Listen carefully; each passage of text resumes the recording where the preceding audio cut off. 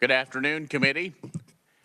And we are trying a few other things, and so just a couple of housekeeping notes. You did receive an email. If you do want a yellow pad like old guys like me to make notes, we have a few available. Just let Terry know, and she's even got an extra one or two there right now. So, and you should have received all the information for today, all the testimony. And I have joined as well by WebEx, so I should be able to see if you have questions. And also Vice Chair Smith is also monitoring. So we have a pretty full agenda today, and you also should receive the agenda in your email. So with that, let's go ahead and first, any bill introductions? Representative.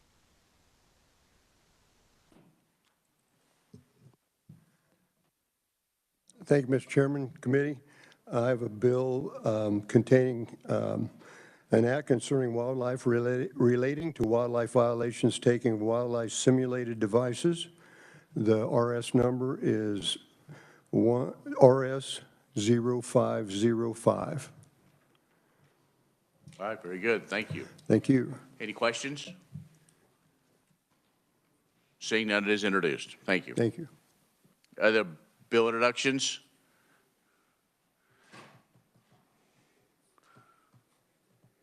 Anyone online with a bill introduction? Second time, anybody with bill introduction? And third, no bill introductions or any bill introductions? Seeing or hearing none, the last day again as a committee will be, is actually today.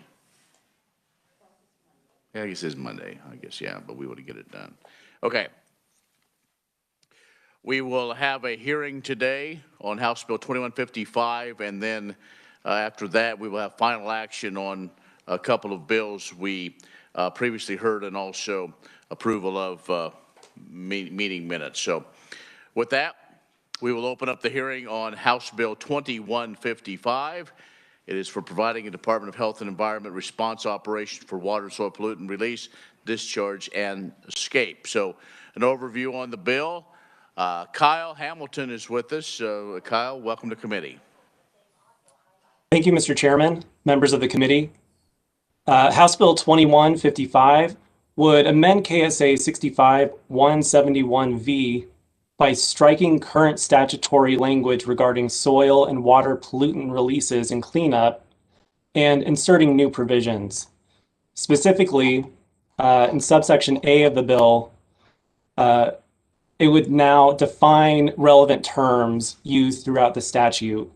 Specifically, the definition of pollutant would expressly state that the term does not include animal or crop waste or manure on an agricultural operation or in an agricultural facility.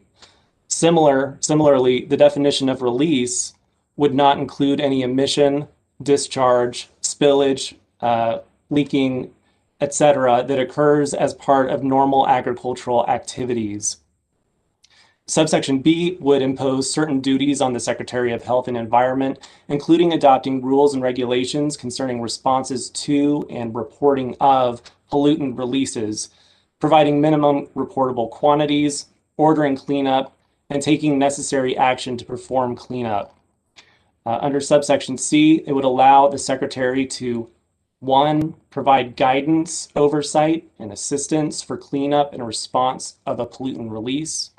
2, take necessary action to perform a cleanup if the responsible person fails to do so. And 3, perform cleanup in an emergency. Subsection D states that when a pollutant is released, the person responsible for the release is responsible for the cleanup and the repayment of costs incurred by the department for that cleanup. Subsection E of the bill would allow the Secretary to impose a penalty of up to $5,000 for a violation. In the case of a continuing violation, a penalty fine cap of $15,000 would apply. Any penalty money received would be credited to the emergency response activities account in the Natural Resources Damages Trust Fund. Additionally, you'll see in the bill's stricken language, you may have noticed that there are a few references to the pollutant discharge cleanup fund, and these can be found on page 1 of the bill in line 16 and 29. This stricken language, which is current law, states that recovered money is deposited into that fund and then taken out for cleanup.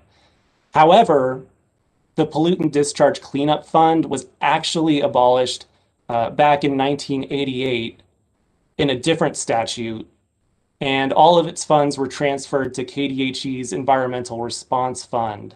So, in addition to striking the current law's references to this abolished fund, you'll see in the title of the bill that KSA 171W would be repealed.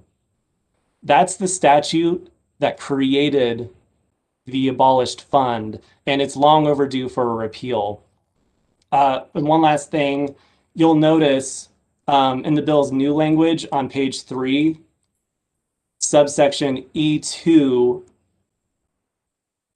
that recovered money would now be deposited into the Natural Resources Damages Trust Fund going forward. House Bill 2155 would become effective upon publication in the statute book. And with that, I'd be happy to take any questions. Kyle, any questions for Mr. Hoffman? Representative Seibert. Thank you, Mr. Chair. Kyle, I was trying to read through this a couple times. When you say a pollutant, does that mean like agricultural herbicides and things like that too? Because it changes, altered natural, chemical, biological properties of the soil. Kyle. You're muted, Kyle. Was you able to hear me? Oh, thank you. Yeah, I was just going back up to the definition section to get that language back in front of me. The definition, it is indeed pretty broad. It could potentially encompass certain types of pesticides because, again, like the definition says, it's any substance that alters the natural, physical, chemical, or biological property of soils. But it's also restricted in the second part of that definition by saying that it doesn't include any animal or crop waste or manure on an agricultural operation or agricultural facility. So it's broad, but with some restrictions. Okay, I got the animal waste. I understand that pretty good, but the pollutants, which I'm feared about, is we're commercial applicators, and I'm worried more about like Roundup, 2,4-D, things like that that we put on crops that change the chemical structure of the, same with lime and things like that. Just want clarification because it didn't specify it to me. Thank you for that, Mr. Representative. I would also draw your attention back to the definition of release, which mentions the different types of ways that pollutants can be released into the environment, and it has its own exception that would apply to pollutants that are being used as part of normal agricultural activities. Okay. So that exception would likely exclude pesticides that are being used according to their label for agricultural activities. Okay. That's at least what I understand from that language. That's a good point, sir. Thank you. That's pretty well spelled. I just want to make sure that I understood it. Thank you, Mr. Sorry, Chair. Kyle, I called you Hoffman rather than Hamilton. I guess Kyle Hoffman's aura is around here, maybe still from this morning. So other questions for Mr. Hamilton? Seeing none, thank you. And we'll make you aware of a fiscal note. It was in your packet of information.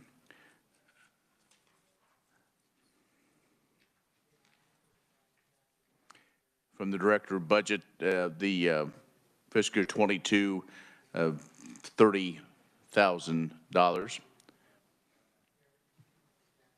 I don't have any answers if you have questions on that. but that's what we were given. So with that, we will continue on with testimony on the proponent side. Up first, joining us via WebEx, Bob Jurgen with the Kansas Department of Health and Environment. Mr. Jurgen, thanks for joining us to committee today. Thank you, Chair Rojas, and members of the committee. I'm excited to give this opportunity to provide support for House Bill 2155. And Kyle did a great job explaining what the revisions are going to be. So I'm not going to go into that in detail. You have my written testimony as well, I believe. But in general, the spill program, their responsibility is just to make sure that any spill that we receive the proper notification, that the responsible party contains the spill and then does the environmental cleanup. And our goal with when we met the stakeholders to come up with these revisions was to provide just some clarity as to the Secretary's responsibilities as well as those of the responsible parties. KDHE does have a spill reporting hotline that is live 24/7, and that is something that was already been in place, so that's nothing new. One of the new parts that we do have is reportable quantities, and the spills program in general takes in about 900 to 1,000 spills every year. In fiscal year 2020, due to the COVID, it was actually down about a third, and that was because there was a lot of businesses were closed down as well as less travel. But a lot of those spills are small in volume, and basically a response that could be done by the responsible parties without a notification to KDHE. So a reportable quantity is a threshold that is placed on the chemicals. And then let's say that reportable quantity is 20 gallons. If somebody had a 15-gallon release, all they would have to do is do the cleanup. So the cleanup of the spill does not change. That is still required under the law, but the notification to KDHE would be different. If the threshold's 20 and somebody had a 30-gallon spill, they would have to still notify KDHE as soon as they could and then still continue with the spill cleanup. The nice part about this is many of the surrounding states do have reportable quantities, and the environmental compliance officers for these companies will benefit if we can get our state to be somewhat consistent with these other states as well. It'll just simplify things for them. And those reportable quantities will be defined in our regulation when we get to that part. We do believe that the majority of the responsible parties do a good job of cleaning up their responses, their spills, but there are going to be some and that sometimes don't play the game. They don't do the cleanup like they should or severely underreport. And that's why penalties are in here, is to try to discourage that. And we're not looking to penalize those that are close or are making a good faith effort. But if we have a blatant violation, that does provide some opportunity for that. We do believe that just being able to do the cost recovery, if KDHE has to go out and do the response ourselves, and that could happen because somebody doesn't have the financial means. It could be an accident where maybe the owner of a truck was, injured or perished. That would give us the opportunity to jump in and do a quick action with our hazmat response contractors. But typically we do want the responsible party to do that. And so the Secretary still has that authority to order the cleanup or for us to step in if we really need to. In general, I guess the question about the pesticides, absolutely, that was covered. If it's the normal operation and application of the pesticides, that is already addressed in the definition of release. So just to confirm that Kyle did answer that one correctly. I really don't have too much more to add. We think this is going to provide a lot of clarity and just make sure everybody knows who's responsible for doing part of the action. And so thanks for the opportunity to provide my testimony, and I welcome any questions. Thank you, Mr. Jurgen. Questions? KDHE? Representative Smith? Thank you, Mr. Chair. Appreciate your testimony on this. Does a lot to clean up, no pun intended. So on the threshold quantities, I know that you're not the only agency in the past that has been notified in case of certain spills, but you have the broader authority. KDA is also an agency that is notified, especially at certain facilities. What are you doing to become more consistent? I know you stated you were trying to be more consistent with surrounding states, but aren't there differences between our threshold quantities and those with, say, the EPA? So one thing that we typically would do with the reportable quantities, we'll try to match what the EPA has on their list of lists. And that would provide consistency from the federal and the state level as well. Now, you mentioned the Kansas Department of Agriculture and some differences there. And that is something that we're going to basically work out when we do the regulations. We'll get the stakeholders together and try to provide that consistency. We've discussed with Department of Ag, maybe there's a way for us to have a notification to each other to where there's not dual reporting required at this.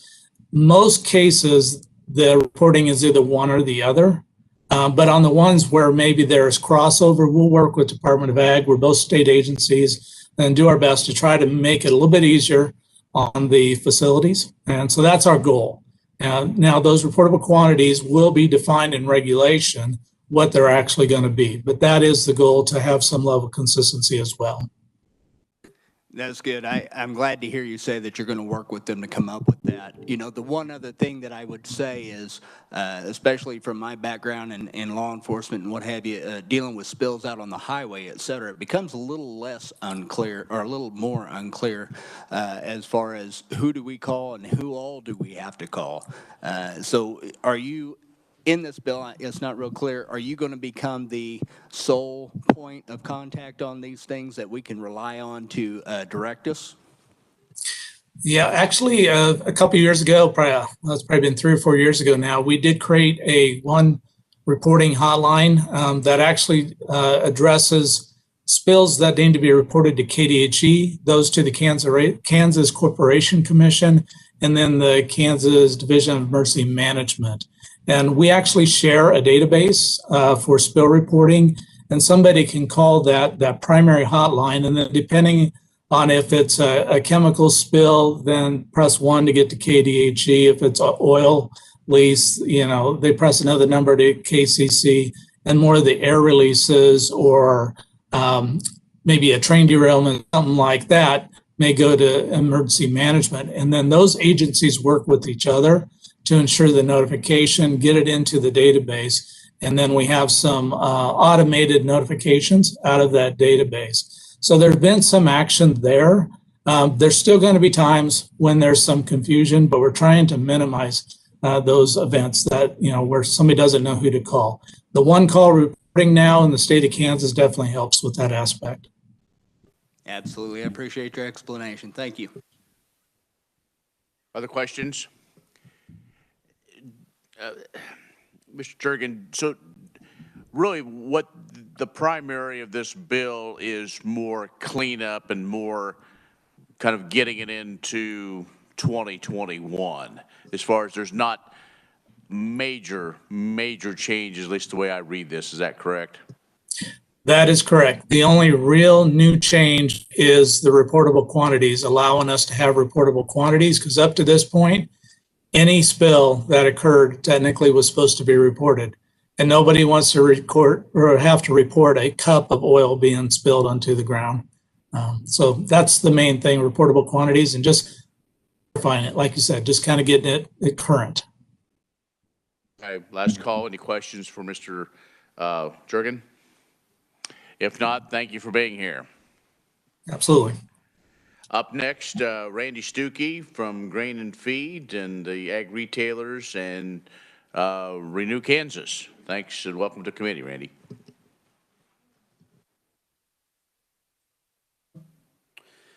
Thank you, Mr. Chairman. Randy Stuckey, all the associations that you named, the Kansas Grain and Feed Association, Kansas Agribusiness Retailers Association, and Renew Kansas Biofuels Association. So broadly agribusiness and broadly our industries are regulated by the Department of Health and Environment's Division of Environment and Remediation. So this is right in our wheelhouse. That's why we supported this bill in recent years and come to support this bill today. The gist of the bill, I think, has been covered pretty clear, and why it's needed is currently there is no minimum threshold for de minimis spills. It taxes the KDHE's staff and certainly the health and safety officers at our facilities, and needlessly. and it's needlessly because there is no minimum threshold. And this bill would allow then KDHE to set out in regulation, their own regulations, those minimum thresholds for the various listed chemicals. I appreciate what was just stated by KDHE, Mr. Juergens, that the KDHE, when they go to pass their regulations, and this is important, that they intend to, as much as possible, harmonize with both EPA and other state Kansas agencies and our surrounding states. Now, that's a big lift if we have different thresholds, but I think we should start with the federal, because we all must comply with the federal agencies anyway. So we look forward to working with KDHE in establishing through rules and regulations within the agency harmony at the state level and the federal level, so that when we go to respond to a spill, we have that one threshold that we're responding to, right? That's the kicker that starts it off. We have, okay, this threshold for whatever chemical it is we're talking about. We know now that we have to report it. Report it to KDHE, report it to EPA, OSHA if there's a hazard, or safety hazard rather. The one call system is important to us as well. And the fact that if we can call KDHE, if we can rope KDA into that system, I don't believe that they are today, specifically, as Representative Smith mentioned, for fertilizer, our facilities call KDA because they're regulated by KDA for fertilizer spills on site. If it's fertilizer on the road, we call KDHE for fertilizer. I believe it's KDHE and KDA for on site. So that needs to be tied together. That's the definition of overregulation by agencies, when you have one spill and you report it to multiple agencies. So I know KDHE is aware of that. We've had the conversation. We'll continue to have that conversation with KDA, but this bill is the first step in making sure that we can move along that line. So we look forward to cleaning up the regulations as we move forward. All right. Okay. You kind of much better than the rest of us, but that's what's okay. Okay, well, we support the bill. We hope that you'll, you have any questions, we certainly will speak more to it. But that's the gist of the bill, and that's why we support it. Questions for Mr. Stuckey? Seeing none, I guess you cleaned up for sure, so. All right, thank you. Mr. O'Neill, we haven't even got to working the egg bill yet, so we're just getting warmed up. Up next, we welcome Michael Gillespie from One Oak. Michael, welcome to committee. Thank you, Chairman, members of the committee. My name is Michael Gillespie, Director of Government Relations for One Oak. I thought about trying to do this via WebEx, but I thought my dog might also provide testimony, and I thought this may be a little more clear. As I stated, I work for One Oak. One Oak is a natural gas and natural gas liquids pipeline, transporter, processor, storage across 18 states, including substantial assets in Kansas. We are helping bring this bill back. This was a bill that was last year passed the Senate almost unanimously. Maybe there was missing somebody from a day. We had a hearing in House Ag, so it feels like deja vu, though there are new representatives in here that I haven't met yet, so it's almost Groundhog Day again. But we do support this legislation. We appreciate the agency taking the lead, but also allowing feedback from a stakeholder group to make sure we're getting both sides from their expertise and our expertise to make sure that this works. The biggest point of this legislation that we believe is establishing minimal reportable quantities. So if we were to spill a gallon of paint on our facility, on gravel or something like that, we could easily clean it up, within 5 seconds or a minute or whatever. We would still call KDH&E, so we'd have file report, they would take a call, and you'd have a lot more things to do rather than worrying about normal operations or them doing other things that they have to do. So this allows minimal reportable quantities to make sure that we can continue our operations safely, they can continue to do their job of regulating the environment, and it also just allows us to get to a standard rather than every drip or drop that touches the ground has to be called in. This in no way allows any new spills or non-reporting if it comes in contact with water, the environment, wildlife, or anything like that, but it does allows us to then establish rules for minimum reportable quantities. If you imagine 18 states that we operate in and having 18 different, different standards We believe that hopefully getting to the EPA standard makes things a lot easier for compliance purposes, but also make sure that we continue to be good stewards of the environment. I'll be happy to answer any questions at the appropriate time or right now. Thank you. Any questions for Mr. Gillespie? Seeing none, Michael, thanks again. Up next is Aaron Popelka from the Kansas Livestock Association. Mr. Popelka, welcome to committee. Thank you, Mr. Chairman, members of the committee. My name is Aaron Popelka, Vice President of Legal and Government Affairs with the Kansas Livestock Association. So I thought a few folks have touched on it, just a little history lesson. This is now the third session for this bill. When it was originally introduced, we opposed the bill. And to Representative Sywert's point, because some of the new definitions we were concerned could bring in some normal agricultural activities, like spreading of livestock manure as fertilizer, use of herbicides and pesticides, even though it's according to the label. And so after that first session, we worked over the summer with KDHE and other stakeholders to insert these definitions you see of pollutant release that specifically state that normal crop waste, agricultural, animal manure, and then also that the releases, if they're in accordance with that pesticide label, or if they're part of normal agricultural activities, that's not going to be regulated either. And so once we made those changes, we then agreed with KDHE and other stakeholders to help support the bill and get it to where it's at today. So again, I think Michael Gillespie mentioned this. It sailed through the Senate 37-3 last year. So hopefully you all will support this, and happy to answer any questions, Mr. Chairman. Thank you. Any questions for Mr. Popelka? All right, thank you. Thank you. And we also have written testimony from Shreya Stafford from the Kansas Co-op Council, and she is in the room if you do have questions for her. And anyone else here is a proponent of House Bill 2155? Seeing none, I have no opponents listed. Are there any opponents for House Bill 2155? Seeing or hearing none, neutral just is really just on the line is Ed Cross with the Kansas Independent Oil and Gas Association. He is joining us via WebEx. And does anybody have questions for Cuyahoga? Ed, do you have any comments that you want to give right quick? Yes, I just wanted to put in there to show that there was a memorandum of understanding between the KDHE and the Kansas Corporation Commission giving the KCC the jurisdiction over oil and gas spills. And I just wanted to make sure all committee members were aware of that. So that's really all my testimony was. Thank you, Ed. Any questions again? Seeing none, okay, that is who we had for testifiers for House Bill 2155. Sorry, that is it for those two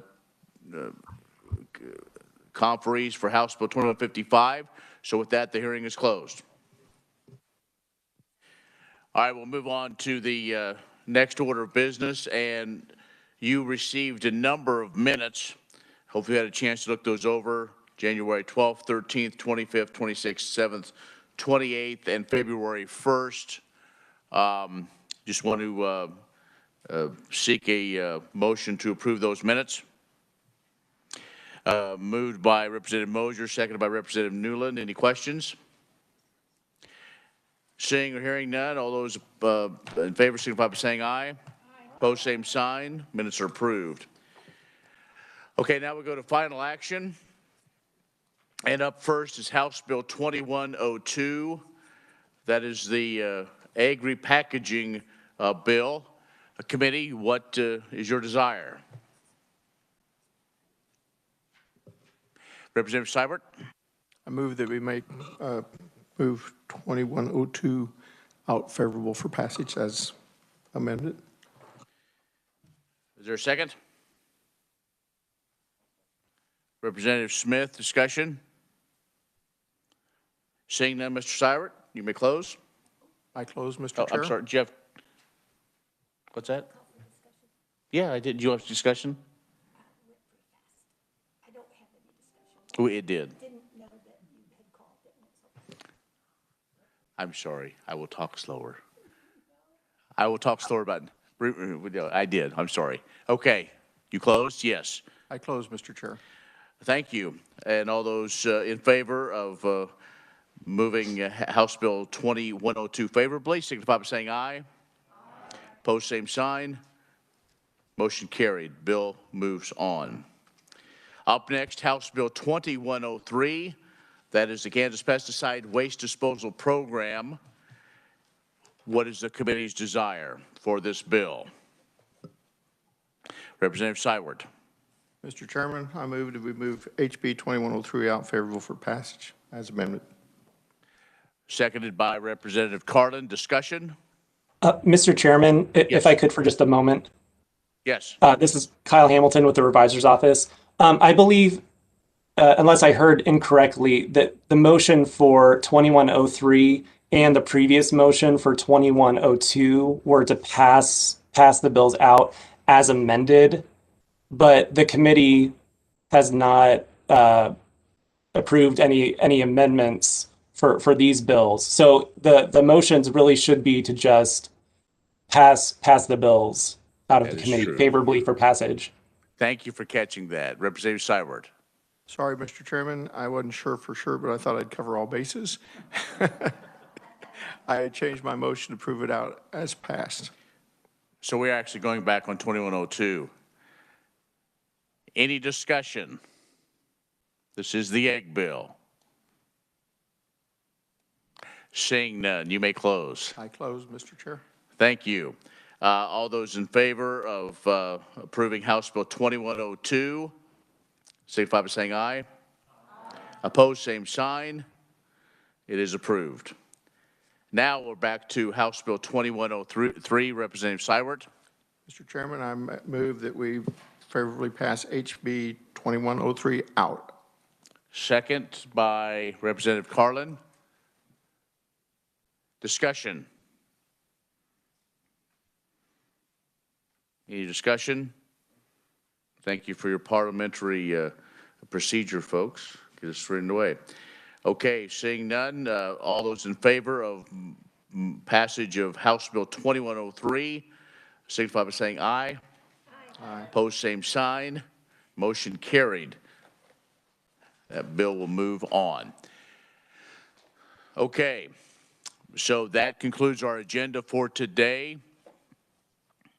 We are not meeting Monday. We're not meeting tomorrow. That's right. It is only Thursday. No meeting tomorrow. Next week, we will have two hearings actually on Thursday.